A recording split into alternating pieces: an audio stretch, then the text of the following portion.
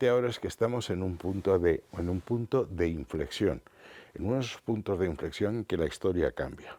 Hay un artículo, hablábamos antes, de Hassan Abbasi en la película, en la revista Grand Continent, que habla que estamos en la Quinta Guerra Mundial. Las dos primeras guerras, la Guerra Fría, que termina con Berlín, la Cuarta Guerra, que empieza en Berlín hasta los atentados de las Torres Gemelas, en que Estados Unidos entiende que aunque siga siendo la nación indispensable, que es frase de Clinton, no podía resolver el tema solo, y es todo el conflicto de Oriente Medio, que termina con la retirada de Afganistán, que es otro de los acontecimientos importantes. Que Estados Unidos, ya desde Obama, que se opone a Irak,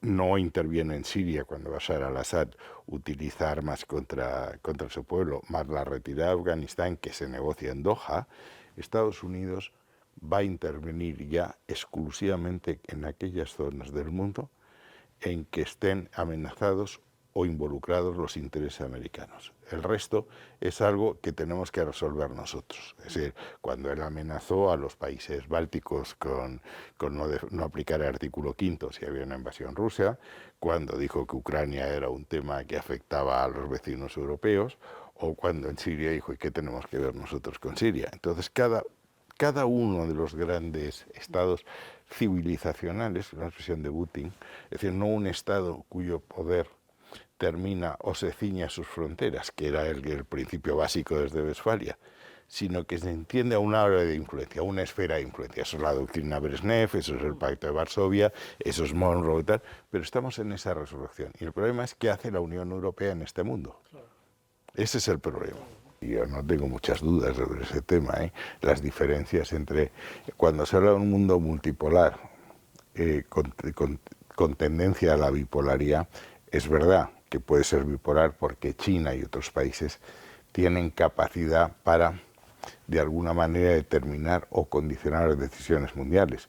Pero las diferencias entre Estados Unidos y el segundo, que es China, en términos económicos, especialmente de renta per cápita, en términos de gastos de defensa, en términos de dominio de las tecnologías, en términos de alianzas exteriores, es muy superior. Estados Unidos sigue siendo muy superior a China. Otra cosa es que haya que contar que en China, y probablemente con Rusia, que es el otro gran poder hegemónico, el otro estado civilizacional, pero Estados Unidos sigue siendo la nación que controla el mundo. Es decir, el mundo detiene la respiración cuando Trump en Truth Social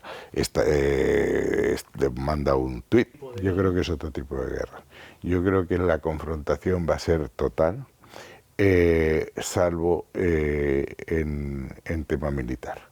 Aunque ya lo dudo después de lo que ha pasado con Polonia, después de lo que ha hecho Israel bombardeando Qatar.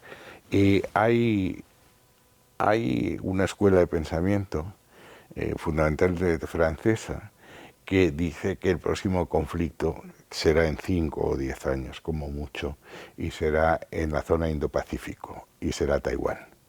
Entonces lo que decía François Gaumont, del Instituto Montaigne, es que no habría una agresión de la República Popular China, sino un bloqueo de Taiwán, que sin importaciones y exportaciones no puede sobrevivir, y entonces tendría que ser Taiwán y sus aliados los que intentasen romper ese bloqueo y se pudiese llegar a un conflicto militar. Yo no lo creo.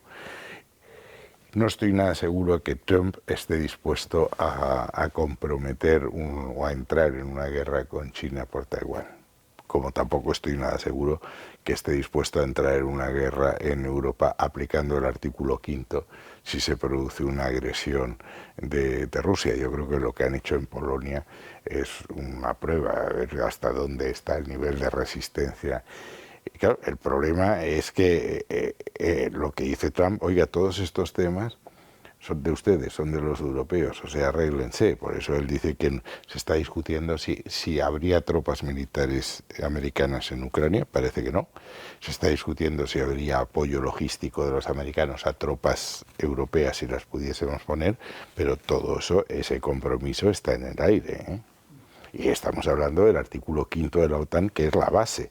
Y hay una cosa muy importante, Polonia ha invocado el artículo 4, no el artículo 5. El artículo 5 es el artículo de los mosqueteros, de todos para una, ¿no? El 4 es que dice que cuando veas amenazada tu integridad territorial, llamas a consultas, pero no se establece cuáles son las medidas de reacción inmediata, que era lo que todos habíamos entendido que decía el artículo 5. Dijo que había varias interpretaciones. Esta había una. Un ataque a un país de la OTAN es un ataque contra todos y puede adoptarse todo tipo de reacciones, incluyendo la reacción militar. Él dijo que había varias interpretaciones, lo cual ya es un retroceso en este tema, en el compromiso de seguridad. Es decir, Europa tiene que entender que ya Estados Unidos no es un socio incondicional en la defensa de Europa y tenemos que hacer una estrategia de seguridad. Por eso no se entiende las reticencias del gobierno de Sánchez al aumento de los gastos militares hasta el 5%. ¿Por qué?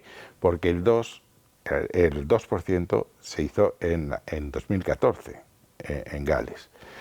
Si el gobierno dice que han cambiado la situación, y parece que sí aceptan que han cambiado, fundamentalmente con lo que está pasando en Ucrania, con lo que está pasando en Oriente Medio, parece que tienes que cambiar tu posición. Eso es lo que decía Keynes: si las circunstancias cambian, yo cambio de opinión, ¿y usted qué hace? Entonces siguen aferrados al 2%. Mire usted, esto ya no es así. Esto ya es que han cambiado las circunstancias y Europa tiene que cuidar de su propia defensa, lo cual quiere decir que tiene que aumentar los medios de defensa. Y usted dice que no. Bueno, pues entonces no entiendo muy bien que siga con la filosofía de 2014 cuando el mundo ha cambiado. No, se estaba esperando que Rusia hubo ya en Rumanía, hubo otro ataque. Se intentó paliar aquello diciendo que había sido un error, que no había responsabilidad rusa y tal, pero ahora es evidente que han querido que esa responsabilidad se muestre, no lo han negado. Entonces yo creo que es esto de... Es un poco lo que pasó en los años 30, es decir, en los años 30, ¿qué es lo que ocurre? Que las potencias del eje, fundamentalmente Alemania, empiezan a probar, a testar cuál es la resistencia del mundo libre. Es el Anschluss de Austria, son los Sudetes, que es Múnich, y cuando el Múnich se cede a las pretensiones de Hitler, invaden Checoslovaquia.